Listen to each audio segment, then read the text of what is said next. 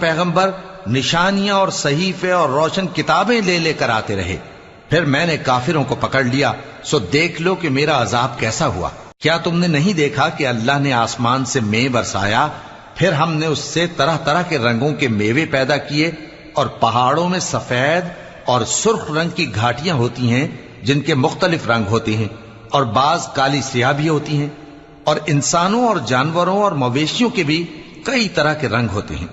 اللہ سے تو اس کے بندوں میں سے وہی ڈرتے ہیں جو صاحب علم ہے، بے شک اللہ غالب ہے، بخشنے والا ہے۔ جو لوگ اللہ کی کتاب پڑھتے اور نماز کی پابندی کرتے ہیں اور جو کچھ ہم نے ان کو دیا ہے اس میں سے پوشیدہ اور ظاہر خرچ کرتے ہیں، وہ اس تجارت کے فائدے کے امیدوار ہیں جو کبھی تباہ نہیں ہوگی، کیونکہ اللہ ان کو پورا پورا بدلہ دے گا اور اپنے فضل سے کچھ زیادہ بھی دے گا۔ وہ تو بخشنے والا ہے، قدردان ہے۔ اور یہ کتاب